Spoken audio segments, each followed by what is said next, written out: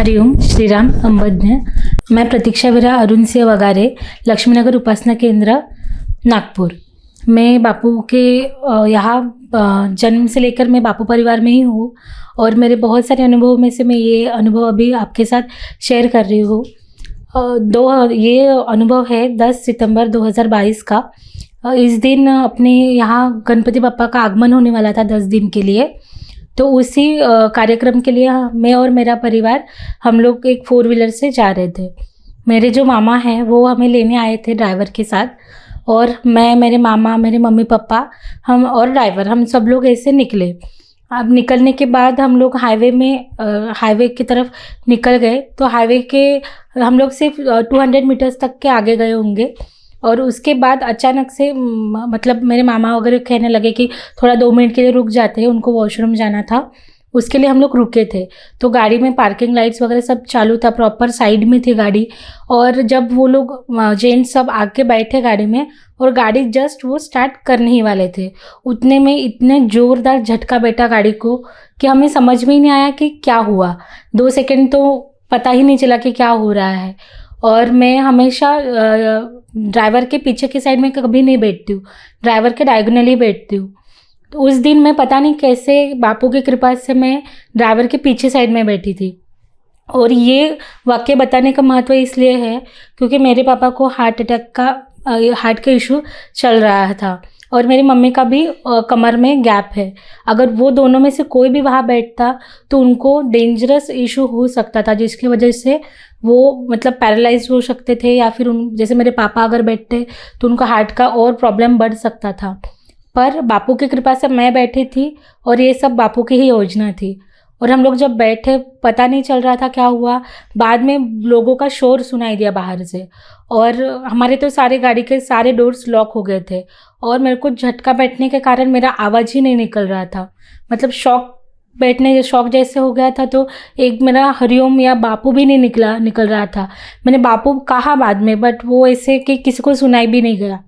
और उसके बाद हम लोग जब डोर्स खोलने नहीं लगे, मेरी मम्मी ने मुझे देखा कि क्या हुआ करके, क्योंकि मेरी आंखें ऐसे, मेरी मम्मी बता रही थी कि तेरी आंखें ऐसे लग रहे थे जैसे अभी बाहर निकलेंगे कि क्या, इतने ज़ोर से वो झटका बैठने के कारण। तो मैं जिस तरफ बैठी थी वो साइड में एक कार ने आके हमें ठोक दिया था, और उसके कारण जो वहाँ का जो ट्यूब था लास्ट, मतलब गाड़ी के राइट साइड का बैक वाला जो टायर था, वो उसके बोनेट के साथ, नट्स के साथ पूरे तरीके से उसका चकनाचूर हो गया था। और मुझे भी वो मोमेंट में ऐसे लगा कि अभी पता नहीं मेरे सब हड्डियाँ ऐसे अलग होके फिर से जुड़ गई है वो कुछ मिनट्स में। और उसके बाद वो डोर्स ओपन नहीं हो रहे थे। मेरी मम्मी फिर बापू डोर खोलिए करके मेरी मम्मी कहने लगी। जैसे 2 या 3 बार उसने बोला होगा, उतने में ही मेरे मतलब लेफ़्ट हैंड साइड का डोर ओपन हो गया, मेरे पापा जहाँ बैठे थे वहाँ का। फिर वो डोर से हम लोग सब, ड्राइवर और हम सब लोग बाहर निकले। तो जब सबसे एंड में मैं निकली तो जो लोग जमा हो गए थे गाड़ी के पास, उनको तो लगा कि कोई तो भी ऑन द स्पॉट गया है।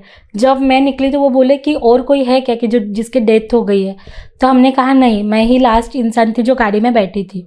उसके बाद मेरा जो मैं स्पेक्स पहनती हूँ, तो मेरा जो तभी के टाइम पर जो स्पेक्स था उसके कांच का इतना छुरा हो गया था कि मेरे को तो थोड़ी देर तो मुझे पता भी नहीं चला कि मेरे फेस पे स्पेक्स है या नहीं है करके। बट जब मैंने देखा टॉर्च मार के तो वो इतना बारीक उसका चूरा हो गया था कि वो एक आधे ऐसे हम लोग देखते ना कुछ ऐसे ग्लिटर्स के जैसे, वैसे वो चमक रहा था। और उसके ऊपर मैं बैठी थी इतना देर, मतलब जब तक कि बाकी के उतरे, मैं थोड़ा सा सांस लेने लगूँ, मैं थोड़ा नॉर्मल हो पाऊँ, उतनी देर तक मैं वही बैठी थी। बट वो कांच के चूरे में से एक भी बारीक से बारीक कण भी ना मेरे आँखों में गया, ना मुझे चेहरे पर, ना मेरे कान में, कहीं भी मुझे थोड़ा सा भी खरोच नहीं आई थी। और जब हम लोग ने बाहर जाके गाड़ी की दशा देखी तो गाड़ी के जो चक्का तो पूरा चूर हो गया था, और जो जिस गाड़ी ने हमें ठोका था पीछे से आके, उसको फिर से एक ट्रक ने ठोक दिया था। मतलब वो गाड़ी हमें ऐसे टक्कर मारने के बाद वो घूम गई थी और उसको पीछे वाले आने वाले एक ट्रक ने ठोक दिया था। और वो इतनी ज़ोर की धड़क थी कि वो गाड़ी तो जैसे हमारा एल्यूमिनियम फॉइल होता है, उसको क्रश करके हम लोग अगर ओपन करें तो वो जिस प्रकार से दिखती है उस प्रकार से दिख रहा था। और पीछे से जो भी गाड़ी वहाँ से पास हो रही थी तो सबको लग रहा था कि ये जो हम लोग जिस गाड़ी में हम लोग बैठे थे, ये गाड़ी में कोई तो भी ऑन द स्पॉट गया है। उसके बाद भी मुझे मतलब ऐसे डर नहीं लग रहा था, कहीं कुछ नहीं। मुझे तो सब एएडीएम के बेसिक से याद आ रहे थे कि अगर कुछ एक्सीडेंट हुआ तो हमें क्या करना है, कैसे उसको डील करना है, तो कैसे हम लोग देख सकते हैं कि हमें इंटरनल इंजरी है या नहीं है। मैं वो सब याद करके उसी तरीके से मैं खुद के ऊपर देख रही थी कि मैं पानी पीने वक्त मुझे कुछ तकलीफ होती है या नहीं।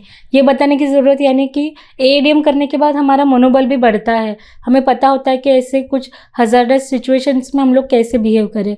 उसके साथ साथ बापू तो हमेशा थे ही, और ये बहुत बड़ी बात थी क्योंकि हमारा जो हाईवे पे जो गाड़ी थी, अगर वहाँ पे एक पत्थर था, वो पत्थर पता नहीं कहाँ से, वहाँ पे एक्चुअली वो पूरे रोड में वो पत्थर वगैरह नहीं थे, और वहाँ पे एक बहुत बड़ा पत्थर था जिसके कारण जो हमारी गाड़ी थी जो पलट सकती थी पूरी पूरी तरीके से। अगर वो पलटती तो हम लोगों का, बापू को पता क्या होता, बट वो पूरी तरीके से पलट जाती थी। और हमारा जो अभी हम लोग है अच्छे तरीके से, जिसको सिर्फ मुझे थोड़ा सा मोच आई थी पैर में, इसके अलावा किसी को भी इतू से भी खरोच या फिर झटका वगैरह कहीं पे कुछ नहीं लगा था।